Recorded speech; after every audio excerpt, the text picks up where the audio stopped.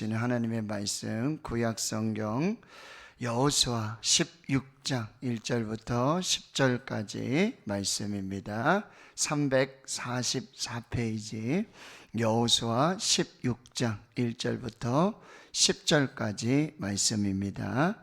오늘 우리에게 주시는 하나님의 말씀 함께 읽겠습니다. 요셉 자손이 제비 뽑은 것은 여리고 샘 동쪽 곧 여리고 곁 요단으로부터 광야로 들어가 여리고로부터 베델 산지로 올라가고 베델에서부터 루스로 나아가 아렉 족속의 경계를 지나 아다롯에 이르고 서쪽으로 내려가서 야블렛 족속의 경계와 아래 벳 호른과 게세레까지 이르고 그 끝은 바다라. 요셉의 자손 므낫세와 에브라임이 그들의 기업을 받았더라. 에브라임 자손이 그들의 가족대로 받은 지역은 이러하니라.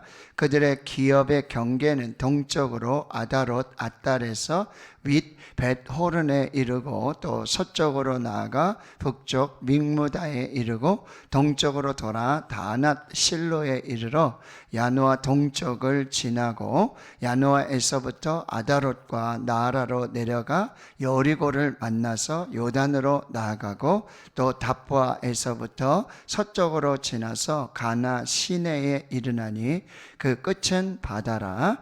에브라임 자손의 지파가 그들의 가족대로 받은 기업이 이러하였고 그 외에 므낫세 자손의 기업 중에서 에브라임 자손을 위하여 구분한 모든 성읍과 그 마을들도 있었더라. 그들이 게셀에 거주하는 가나안 족속을 쫓아내지 아니하였으므로 가나안 족속이 오늘까지 에브라임 가운데에 거주하며 노역하는 종이 되니라. 아멘. 자, 지금 여호수아와 또 엘르아살 길갈에서 유다 지파 그리고 이제 요셉 지파는 두 지파의 몫을 받습니다. 요셉의 두 아들입니다. 므낫세와 에브라임인데 하나님께서 에브라임 또 므낫세에게 이 두 지파의 몫을 주게 되어집니다. 목사님 어제 우리 보았던 그 땅 분배 지도를 다시 한번 보도록 하겠습니다. 이제는 정복을 마치고 그 다음에 이제 땅 분배하는 그런 과정들이 계속 이어지고 있습니다. 그래서 여기 밑에 사해바다 여매가 있고 그 다음에 저쪽 북쪽에는 갈릴리 호수가 있고 요단강이 계속 흐르고 요단 동편, 요단 서편. 그래서 요단 동편은 이제 모세로 말미암아 어디입니까? 르우벤, 갓 그리고 므낫세 반지파. 그 다음에 이제 요단 서쪽에 이쪽에 여호수아와 엘르아살 또 각 지파의 족장들이 모여서 제비를 뽑아서 이제 땅을 분배받게 되어집니다. 이제 남쪽 지역으로는 여기 연두색하고 초록색 여기 유다 지파 안에 시므온 지파가 있고 이제 오늘은 이제 에브라임 지파입니다. 요셉 지파 중에 에브라임과 므낫세인데 므낫세는 동쪽에서 반 그리고 서쪽에서 서쪽 므낫세 반 지파를 받고 이 중앙 산지가 바로 이 에브라임 지파가 되어지는 것입니다. 그래서 여러분 16장 1절에 보시면은 요셉 자손이 제비 뽑은 것. 그러니까 여러분 지금 보면 이건 계속해서 제가 반복해서 말씀드리지만 단순한 땅을 정복하고 땅을 뺏어서 이게 내 땅이야 이렇게 하는 개념이 아니고 하나님께서 제비를 뽑게 해주셔서 하나님이 주시는 은혜와 축복의 선물로 이 땅을 주고 계신다라고 하는 거예요. 그리고 여기 16장 1절에 계속 보시면 여리고, 베델, 또 2절에서도 베델, 루스. 이 여리고는 여러분이 아시지만 요단을 건너자마자 가장 먼저 만났던 여호수아와 이스라엘에 의해서 언약궤 앞에서 무너진 이 성읍이라는 거예요. 가장 중요한 중심부입니다. 가나안 서쪽의 이 중앙 지역이에요. 여리고, 베델은 여러분 잘 아시잖아요. 야곱이 이제 도망을 하다가 이 루스에서 밤을 지내는 중에 하늘의 문이 열리고 하늘로부터 땅에 사닥다리가 내려지고요. 거기서 하나님을 만나요. 그래서 벳엘, 벳 하면은 집, 엘, 하나님의 집, 루스, 이렇게 지명이 나왔던 바로 아주 그런 역사적인 장소인 것을 보게 되어집니다. 그래서 3절까지도 이렇게 서쪽, 그 다음에 경계라는 표현을 쓰는데, 경계 말씀드렸어요. 한계입니다. 하나님의 손으로 그려주신 한계예요. 하나님이 정해주신. 시편 16편에 여러분, 하나님이 줄로 재어주신 구역은 참으로 아름답다. 하나님이 손으로 그어서 딱 정해주신, 이거는 하나님의 보호와 그리고 하나님의 지키심을 의미하는 거예요. 하나님께서. 그리고 서로가 여러분 분명하고 명확하게 그 자기 몫의 기업을 이렇게 경계로. 그래서 나중에 가면 뭐죠? 이것 때문에 다툼이 일어나지 않도록 경계가 아주 명확해요. 사람이 정한 것도 아니에요. 하나님이 정하신 거예요. 그래서 이 모든 것이 어떤 다툼이나 분쟁이 없도록 이 모든 것을. 그래서 이 요셉 지파가 얻은 땅은 가나안의 중앙이고 아주 비옥한 땅이고요. 말씀드렸지만 여리고라든지 베델 이런 지역들 아주 전략적인, 경제적인, 군사적인, 상업적인 그런 요충지가 된다라고 하는 거예요. 그래서 4절에 이 요셉 자손이 므낫세와 에브라임이 그들의 기업을 받게 되는데, 요셉의 두 아들이 므낫세, 그 다음에 둘째 아들이 에브라임. 그런데 5절에 보면 에브라임 지파가 먼저 땅을 분배받습니다. 그래서 5절에서 10절 가지고 내일 새벽, 모레 새벽에는 17장에 이 므낫세 지파가 제비 뽑아서 이제 땅을 분배받게 되는 그런 이야기가 진행되는데요. 우리가 이걸 좀 잘 살펴봐야 돼요. 여러분, 창세기에 보면은 요셉 이야기가 나와요. 근데 요셉이 이제 정말 흉년 중에도, 그리고 아버지를 또 형제들을, 그리고 애굽에서 그 귀한 사명을 믿음으로, 인내로, 순종으로 잘 감당을 해요. 그래서 요셉에게 두 아들을 주세요. 므낫세, 이제 나의 모든 괴로움을 다 잊어버렸다. 네. 그리고 여러분, 두 번째 에브라임, 이제는 하나님이 나를 창대하게 해주시겠다. 두 아들을 주십니다. 그런데 창세기 48장과 49장에 보면은 이 두 아들이 이 아버지 야곱으로부터 축복을 받는 그런 말씀이 나오는데, 여러분 그 말씀대로 여러분 지금 여기 그대로 이루어지는 거예요. 그러니까 이 요셉의 신실한 믿음, 충성, 헌신, 사랑, 이 조상, 믿음의 조상의 그 아름다운 신앙 유산이 이제 땅으로 아주 현실적으로. 여러분, 야곱이 지금 요셉을 축복해요. 12아들. 그리고 요셉의 두 아들 므낫세와 에브라임을 축복해요. 근데 그때는 여러분 가나안 땅에 아무런 땅이 없었어요. 애굽 땅이에요. 도저히 눈에 보이지 않고 상상할 수 없는. 그런데 하나님께서 그 48장 49장에 보면은 분량대로 축복하셨다라는 표현이 나와요. 그러니까 야곱을 통해서 정말 긴 영적 안목을 가지고 성령의 감동으로 그 아들들 분량에 따라서 정말 축복을 해 주었는데요. 그 축복이 지금 수백 년이 지나가지고 지금 이 가나안 땅에서 이 여호수아 이스라엘 통해서 현실로 나타나고 있다라고 하는 거예요. 하나님은 신실하시고 하나님의 언약과 하나님의 축복은요 유효하다라는 그 말씀을 우리가 보게 된다라고 하는 거예요. 그런데 그 조상의, 믿음의 조상의 그 요셉의 그 아름다운 신앙을 통해서 뭐예요?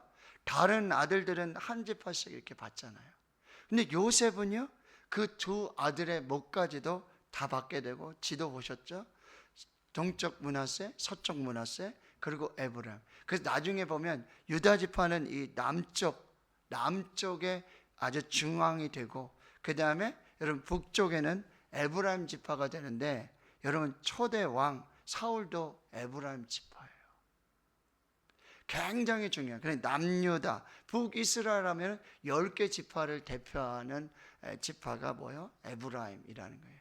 이게 무슨 얘기냐면요, 이게 단순한 땅 분배의 기록이 아니라 지금 요셉을 통한 믿음의 유산이 세대를 뛰어넘고 시대를 뛰어넘고, 그리고 여러 어떤 상황들을 다 뛰어넘어서 지금 하나님이 주신 기업으로 구체화되어지고, 이 약속의 언약이 성취되는 이야기가 지금 가나안 땅을 지금 정복하고 그 땅을 분배하는 이런 이야기라는 거예요.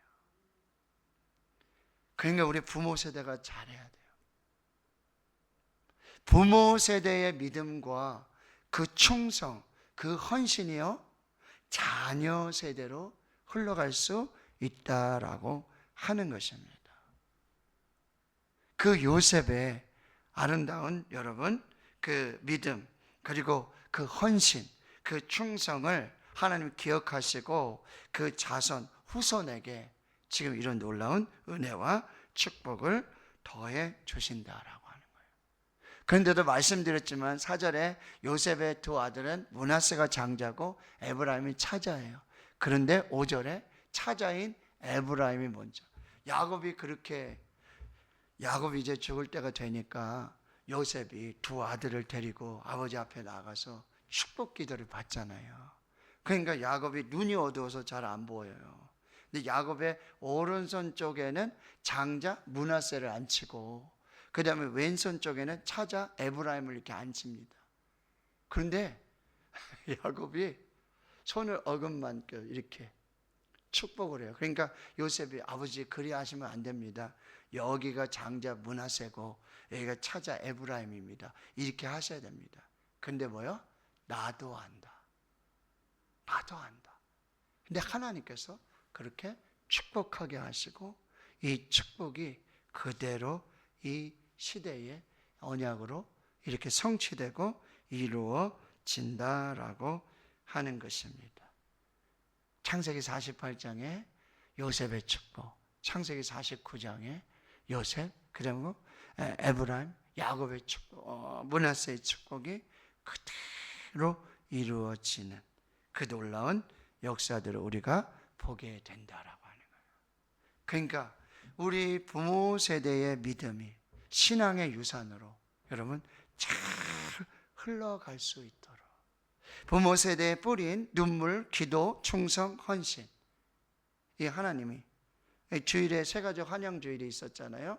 그래서 제가 새가족들에게 딴 얘기는 안 하고요, 우리 교회 세 가지 목회 철학을 말씀드렸어요.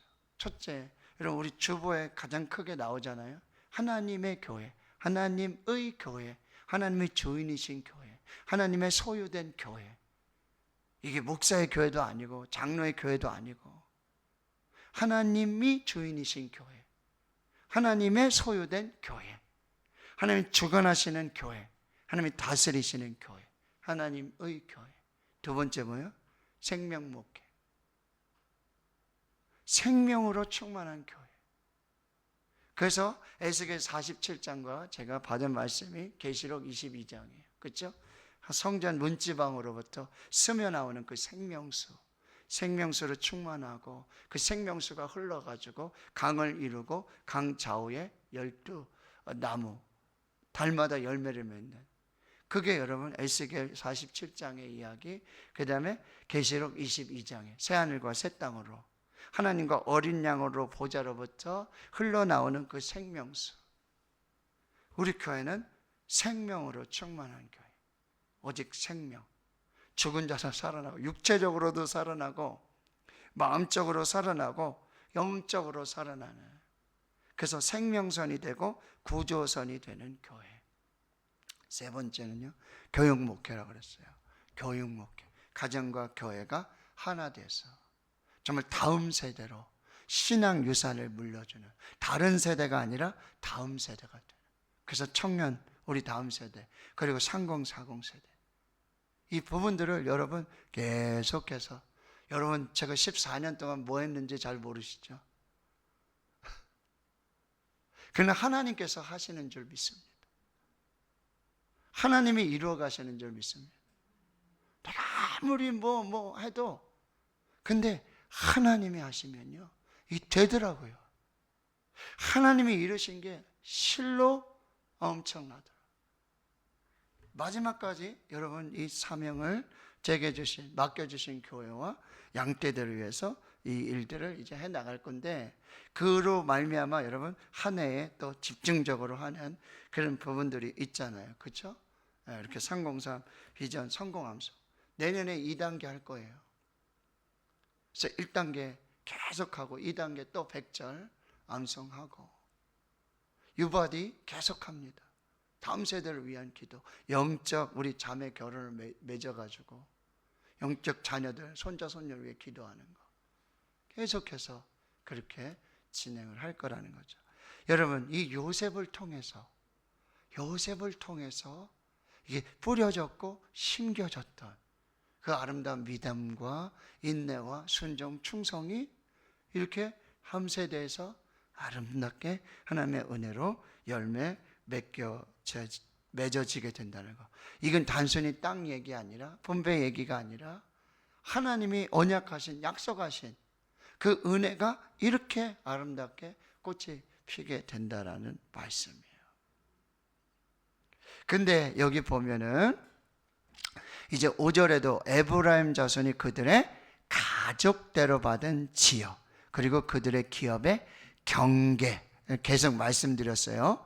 한계라고 말씀드렸고요. 이게 바로 하나님이 보호하시는, 하나님의 손으로 이루어 가시는 이런 부분들이고, 8절 하반절에도 보면 에브라임 자손의 지파가 그들의 가족대로, 이게 뭐예요? 이제 하나님이요, 가장 좋은 것으로, 여러분 하나님의 주권대로, 이게 엘르아살 그리고 여호수아, 이 족장들에 의해서 좌지우지된 게 아니라, 이게 뭐예요? 제비를 뽑았다는 거예요. 즉 하나님이 정해 주셨다는 거예요. 하나님의 주권으로 여러분 하나님 가장 좋은 것을 그렇게 우리에게 허락해 주셨다라고 하는 거예요. 이걸 지금 보여주고 있다라고 하는 것입니다. 그런데 여러분 10절에 보면 그들이 게셀에 거주하는 가나안 족속을 쫓아내지 아니하였으므로 가나안 족속이 오늘까지 에브라임 가운데 거주하며 노역하는 종이 되니라. 근데 이 말씀과 16장 10절과 여러분 앞장에 15장 63절을 한번 보세요. 여기도 보면 유다 지파에 예루살렘을 분배해 줬는데, 거기 예루살렘 주민 중에 여부스 족속을 유다 자손이 쫓아내지 못했어요. 그래서 여부스 족속이 오늘까지 유다 자손과 함께 예루살렘에 거주했어요. 하나님은 완전하게 완벽하신 계획과 섭리 가운데 이 모든 것을 이루어 주셨는데, 어떤 인간의 불순종, 이로 말미암아 여기 아직 남아있는 이런 여부스 족속, 그 다음에 16장 10절에 이 게셀에 거주하는 가나안 족속. 근데 여러분 유다 족속이 남겨두었던 이 부분과 여러분 요셉 족속, 즉 이 에브라임 지파가 여기 게셀에 거주하는 가나안 족속, 이게 달라요. 성경을 다시 보세요. 15장 63절에 예루살렘 주민 여부스 족속을 유다 자손이 쫓아내지 못했어요. 한계가 있었어요. 여부스 족속 쫓아내지 못했어요. 여기 아낙 자손이 살고 있거든요. 힘이 부족했어요. 그런데 10절은요, 그들이 게셀에 거주하는 가나안 족속을 여기 뭐라 그랬어요? 쫓아내지 아니하였다라고 그랬어요. 여기 유다 자손은 쫓아내지 못했고 에브라임은 쫓아내지 않았어요. 뭐가 다른지 아시겠죠? 쫓아내지 못했어요.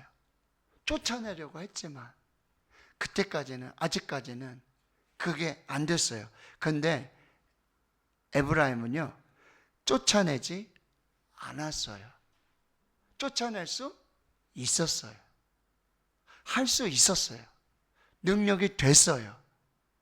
근데 에브라임은요, 가나안 족속을 쫓아내지 않아서 가나안 족속이 오늘까지 에브라임 여기 가운데라는 표현. 한가운데. 그 한가운데 뭐예요? 이게 무슨 의미냐면 신체적으로도 한가운데 우리 심장을 의미할 수 있어요. 그건 뭐 제일 중요한 것이죠.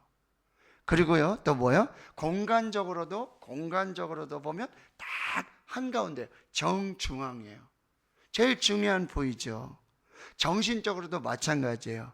즉 여기 내부의 중심이고요, 영적인 한가운데 그들이 쫓아낼 수 있는데, 끊을 수 있는데 그대로 내버려 두는 거예요. 아직 내가 할 수 있는데, 충분한 능력이 되는데 아직 끊어내지 못한 죄, 단절시키지 않았던 죄, 이 나태함, 연약함, 이게 아직 그대로 있다라는, 이게 나중에 뭐야? 문제가 된다는 거예요. 에브라임은요 충분히 쫓아낼 수 있었어요. 능력이 돼요. 쫓아내지 않았어요. 그냥 두고 산 거예요. 그리고 뭐야? 노역을 하는 종으로 삼았어요. 이게 뭐예요? 진리를 추구하는 거죠. 그냥 얘네들 다 하나님 말씀대로 다 죽이느니, 헤렘 다 멸절시키느니 두고 노역하게 하고 종으로 삼으면 우리도 좋고 여기도 좋고. 근데 여러분, 죄는 그러지 않아요. 죄는 그러지 않아요. 우리가 다스리고 그렇게 할 수 없는 게 아니에요. 우리가 날마다 암송하는 여러분, 로마서 3장 23절에 모든 사람이 죄를 범하였으며 하나님의 영광에 이르지 못하더니. 로마서 3장에는요 의인은 없나니 하나도 없다라고 그랬어요. 여러분, 이걸 잘 살펴봐야 돼요. 여러분, 지금 여기 에브라임 지파는 지금 할 수 있는데 안 했어요. 뭐 이제 내일 보면 철병가가 있기 때문에 뭐 안 했다 뭐 이런 핑계도 있는데요, 이거는 불순종이고 타협이에요. 아직 남겨둔 죄, 타협한 신앙, 이거를 잘 살펴야 돼요. 이건 반드시 미래에 걸림돌이 될 수 있어요. 오늘 다시 한번 묵상해 보십시오. 내가 남겨둔 게셀의 죄가 뭔지, 불순종의 게셀이 뭔지, 타협하고 있는, 묵인하고 있는 게셀은 없는지. 게셀 쫓아내지 않았어요. 그래서 에브라임 가운데 그 하나님이 그 주신 선물, 약속, 은혜, 그 한가운데 딱 하니 건강적으로, 여러분 마음적으로, 정신적으로, 영적으로 있는 이 게셀의 죄, 게셀의 불신앙, 게셀의 타협, 이거 우리가 끊고 하나님 앞에 서야 한다는 것. 하나님이 우리에게 주신 이 모든 은혜를 우리가 잘 살아내고 관리해야 한다라고 하는 것. 이거를 오늘 여러분 말씀으로 잘 묵상하시면서 기도하시면서 하나님 앞에 완전한 은혜와 축복을 누리시기를 주님의 이름으로 축원합니다. 아멘.